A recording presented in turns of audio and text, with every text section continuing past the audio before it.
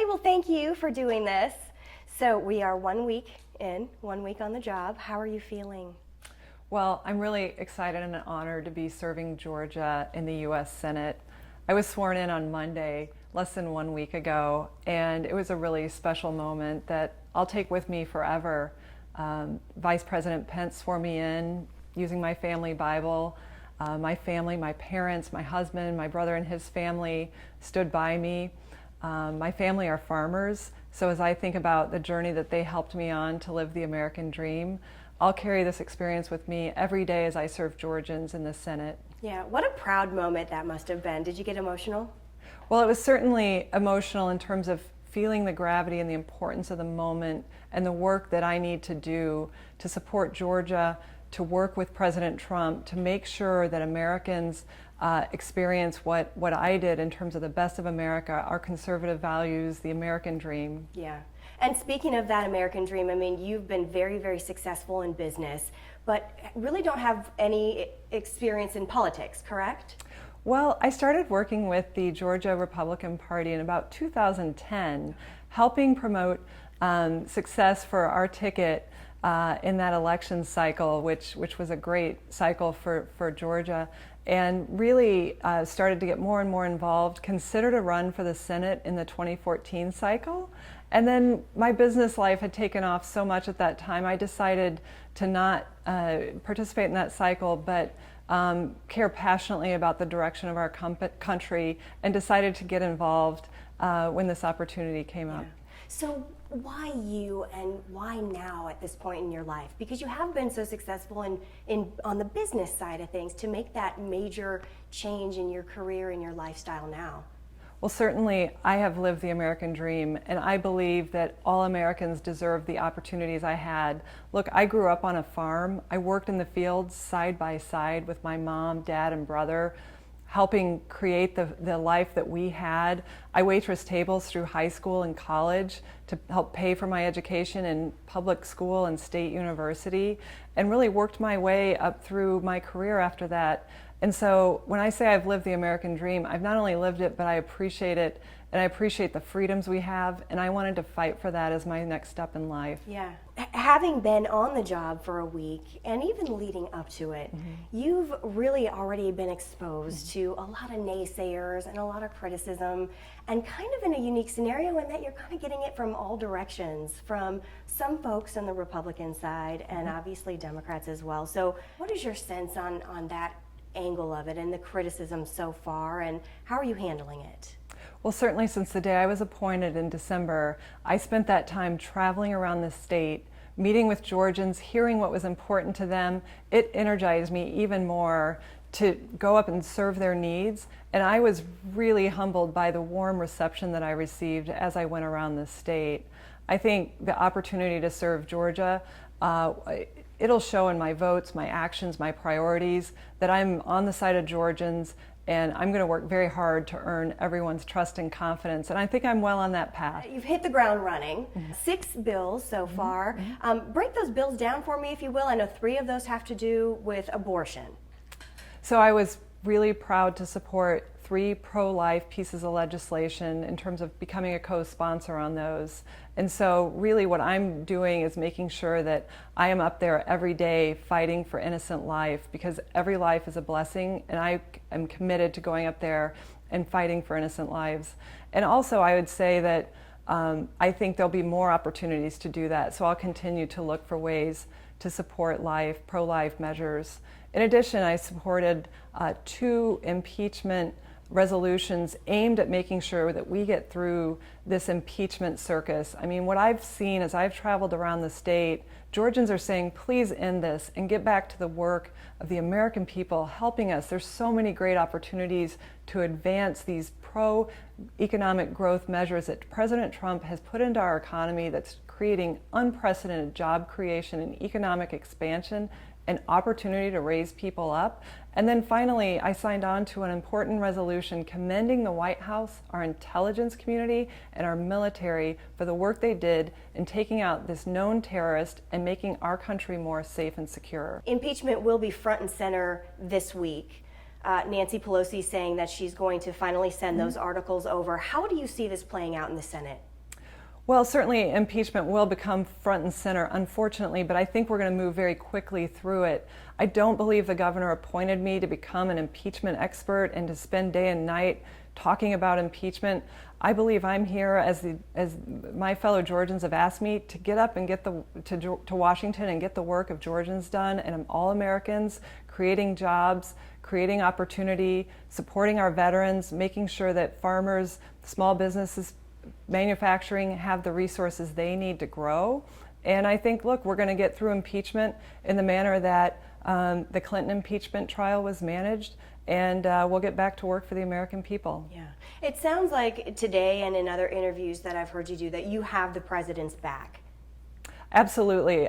Part of the reason that I put myself forward for public service was because I believed in the work that President Trump is doing and the results he continues to generate, the way he's keeping America safe and secure, his approach to growing our economy, the expansion of jobs and the opportunity for all Americans. This is what I believe in, this is what I want to support, and I'm proud to do that. Do you think that he has your back? He adamantly supported Representative Doug Collins for your position that you now have. And I don't know, and correct me if I'm wrong, that he's publicly come out to give his support of you. Does that concern you or worry you at all?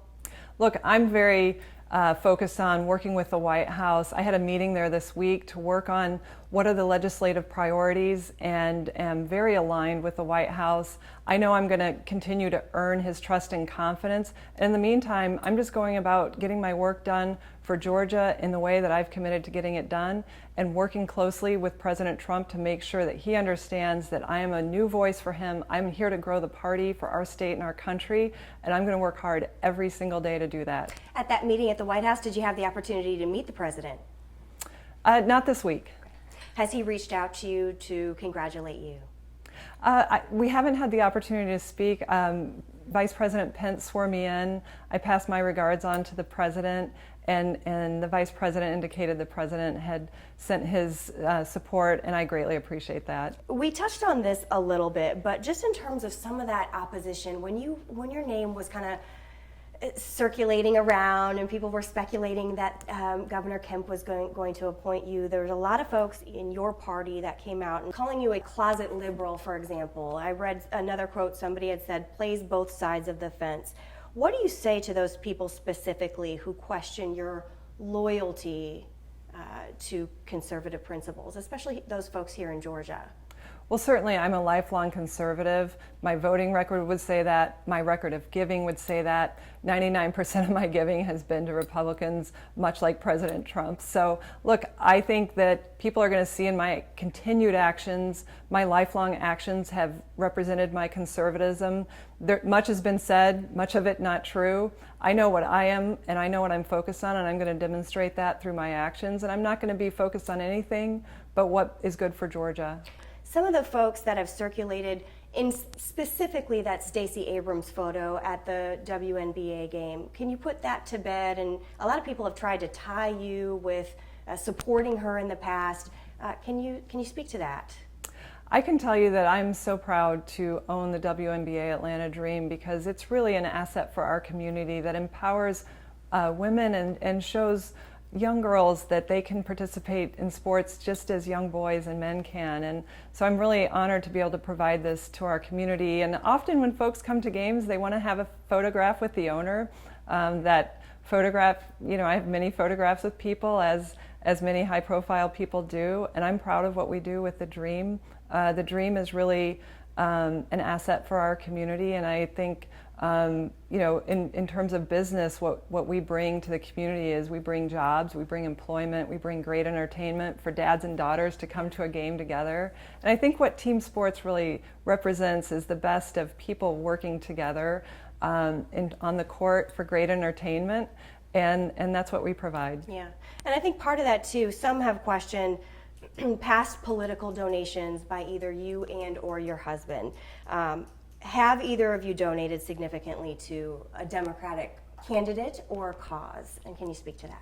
Not significantly. 99% of our significant giving has certainly been to Republicans, and in fact, much of it to pro-life Republicans. And so I would just say that's a popular Democrat talking point, but it's unfounded. In your first week, and as Governor Kemp announced which committees you would be a part of, there has been some interest online and some articles written in regards to a conflict of interest with your membership of the Agriculture Committee, and that potentially being a conflict of interest with it being the agency that oversees or regulates your husband's company. Well, certainly I've committed to making sure that I adhere to the letter and the spirit of all Senate ethics rules, and certainly will do that through my actions, and will recuse myself where necessary. But certainly the Senate Ag Committee, Nutrition and Forestry covers a range of issues, and I will make sure that there are absolutely no conflicts. And just recuse yourself if necessary, if there's anything yes, as needed, on a case-by-case basis. I recently interviewed Tom Steyer, and he is somebody among many on that side of the aisle who have made the argument recently that somehow the economy is not working for the average American. You have a significant background in finance and in business and have done well. What do you say to folks that make that argument that the economy is somehow not robust right now? This economy has never been more robust, and that's thanks to President Trump's policies and the work that he's done. The Dow hit 29,000, and that matters to all Americans who have pensions and 401ks and are looking for jobs where opportunities are opening up like they've never existed before. And that's not just for one type of group of Americans, but it's for African Americans, veterans, women, Asian Americans. I mean, we're seeing opportunities across the board for employment.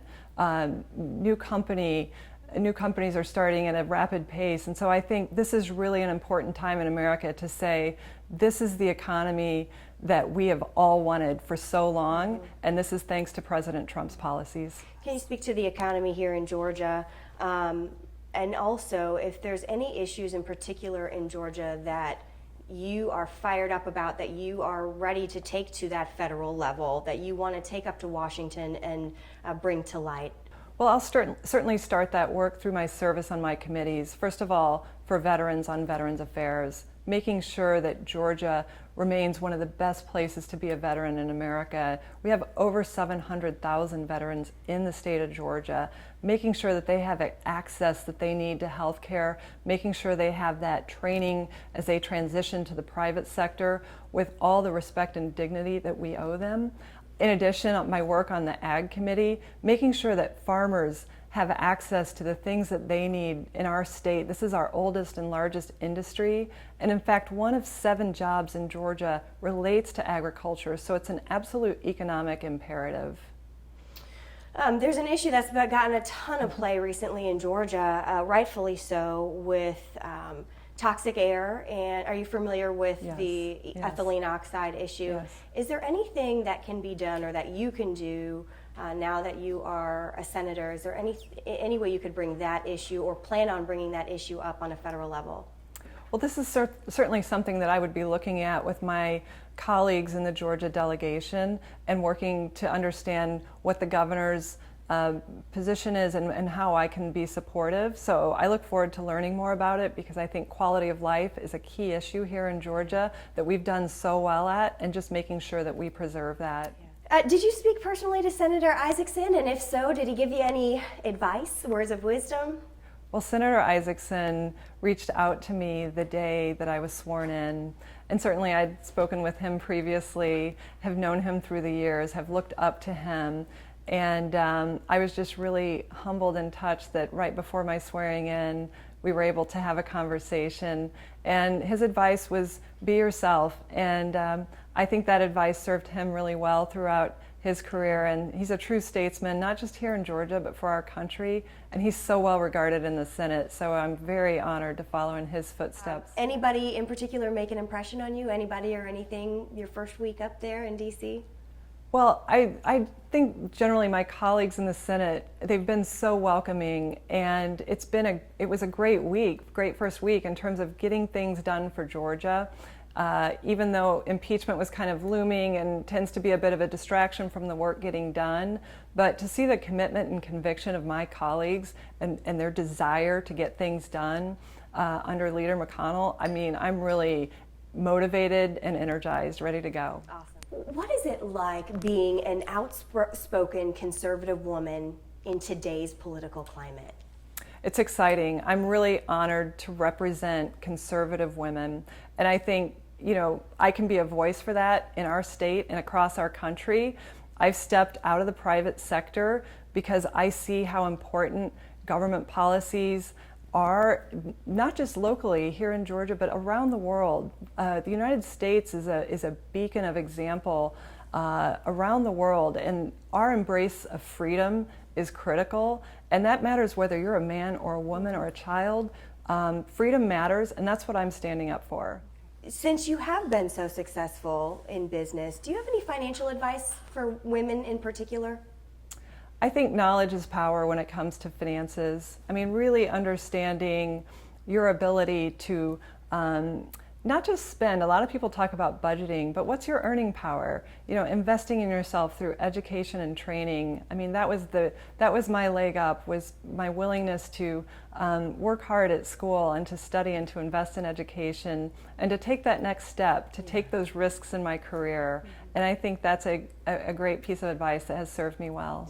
A last question for you, unless there's anything that I'm missing that you want to mention, but will you be running for the special election in November to reclaim this particular seat? Absolutely. I'll be running in November 2020. I'm running to win. I'm ready to prove what I can bring to this state every day starting now, and I intend to do that.